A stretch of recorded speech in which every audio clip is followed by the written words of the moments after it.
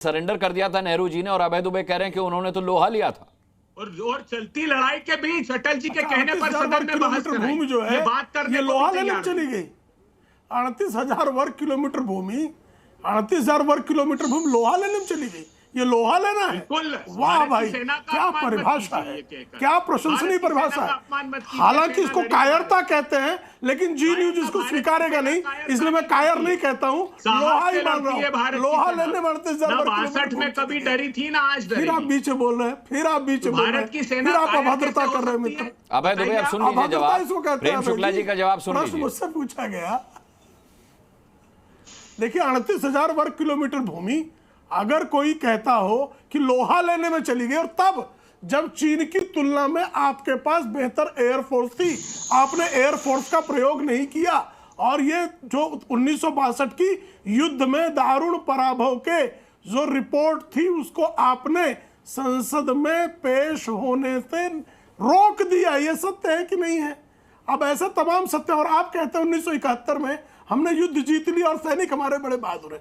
सही बात, हमारे सैनिक बहुत बहादुर हैं, लेकिन याद कीजिए 1971 के युद्ध में श्रेय तो श्रीमती इंदिरा गांधी ने लेके भारत रत्न लिया, लेकिन उस युद्ध को जीतने वाले सैम मानेकशॉ, उनकी वेतन रोक दी गई और उनको वेतन दिया गया जब एपीजे अब्दुल कलाम राष्ट्रपति बने, तो राष्ट्रपति के रूप में उनको जो है सुप्रीम कमांडर होने के नाते उनकी सारी जो है इस तरह नहीं, व्हाट्सएप यूनिवर्सिटी ज्ञान नहीं, ये सत्य है महाराज। सैम मानेकशॉ को अपमानित किया गया, सैम मानेकशॉ को जो है भारत रत्न नहीं दिया गया। इंदिरा गांधी ने सैम और 91,000 सैनिकों को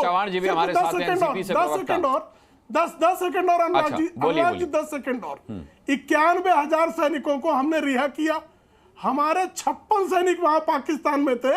ये कांग्रेस के लोगों का इसको सत्कर्म कहे क्या कि उनको रिहा नहीं कराया गया, और वो प्रिजनर्स ऑफ वॉर बनके पाकिस्तान की जेलों में, वो हमारे एक साथी थे राजकोट के एमके पॉल, वो लगातार जो है युद्धबंदियों पर काम करते थे, और उन्होंने 2013 में मेरे लिए कहानी लिखी थी, और वो सत्य पर आधारित कहानी थी कि किस तरह पाकिस्तान के जेलों में तिल तिल भारत के उन सैनिकों को मरना पड़ा, किस तरह से रातों में चीखों की आवाज आती थी वहां से जो लोग लौटे थे। तो इसको सत्कर्म कहें, पुण्य कर्म कहें, इंदिरा जी का कह सकते हैं आप, लेकिन एक भारतीय, एक अच्छा व्यक्ति जो है ये मानेगा कि इंदिरा जी ने ये गलत काम किया था, इसको सत्कर्म नहीं कहा जा सकता। बिल्कुल। अच्छा प्रेम शुक्ला जी, मैंने आपकी संशोधित शैली पर आपत्ति करके आपकी जो स्वाभाविक शैली है वो आपको लौटा दी, इसके लिए आप मुझे व्यक्तिगत रूप से धन्यवाद कर सकते हैं।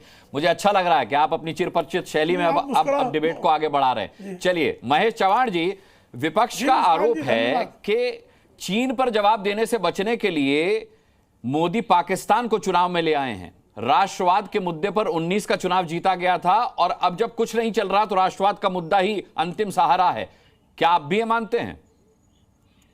अनुराग जी, देखिए, हमारी सेना मजबूत है तो है, हमारा देश मजबूत है तो है।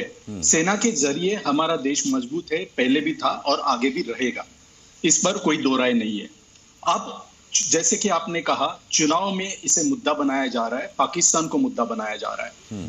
मेरी बात आपसे यह है कि जैसे कि बाकी के मुद्दे हैं, बाकी के समस्याएं हैं, जैसे कि बेरोजगारी है, महंगाई है, किसानों की समस्या है, मजदूरों की समस्या है, बहुत सारी समस्या है, इनका समाधान जैसे मोदी जी नहीं दे पाए, वैसे पाकिस्तान और चीन की समस्या का समाधान भी मोदी जी नहीं दे पाए हैं।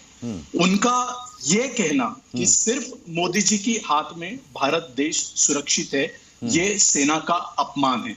अगर कल जाके मोदी जी प्रधानमंत्री पद पर नहीं रहते तो क्या हमारी सेना कमजोर होगी? क्या हमारी सेना को कोई भी आके हरा सकता है? तो ये बात, इसका जवाब है नहीं। तो मोदी जी ने चुनाव में जरूर प्रचार नहीं, लेकिन मोदी जी ने साफ कहा है कि इससे पहले की सरकारें कमजोर रही हैं, इससे पहले की सरकारों में पाकिस्तान ने आंख दिखाई है हिंदुस्तान को, और अब वही पाकिस्तान घुटने पर है, ये मोदी जी ने साफ कहा है।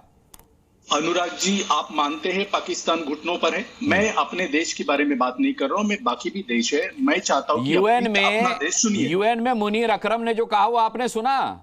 उनका बयान सुन लीजिए, वो खुद मान रहे हैं कि वो घुटने पर हैं। मैंने बिल्कुल सुना मुनीर अकरम ने क्या कहा, लेकिन वो सरकाज़म है उसमें, ऐसे में मानता हूं। उन्होंने यूएन में कंप्लेन की है भारत को ना पाकिस्तान को जवाब देना है, ना हमारे नागरिक को जवाब देना है, भारत को दुनिया में यूएन को जवाब देना है कि इनकी तरफ से जो स्टेटमेंट्स आ रहे हैं वो कितने सही है कितने गलत है, ये आप जानते होंगे।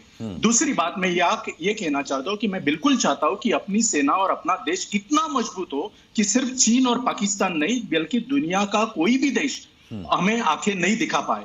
अभी मैं ये जानना चाहता हूं कि क्या प्रधानमंत्री जी ने हमें समस्या का समाधान दिया है? मैं मानता हूं बालाकोट में सर्जिकल स्ट्राइक किया, बहुत अच्छी कोशिश थी, सर्जिकल स्ट्राइक हुआ, लेकिन क्या इससे जिस उद्देश्य से ये सर्जिकल स्ट्राइक की गई थी उसके बाद 5 साल हुए, आप भी जानते हैं हर रोज सीमा पर आतंकवादी हमले हो रहे हैं, हमारे जवान मारे जा रहे हैं, हमारे नागरिक मारे जा रहे हैं। देखिए अनुराग जी, आप भी जानते हैं जब वॉर दो देशों के बीच में होता है तो वो सिर्फ सेना या दो देशों के बीच में नहीं होता है, लोगों के बीच में होता है, लोग सफर करते हैं, हमारे बहुत सारे निरपराध लोग वहां मारे जा रहे हैं, इसका भी हमें ख्याल रखना होगा।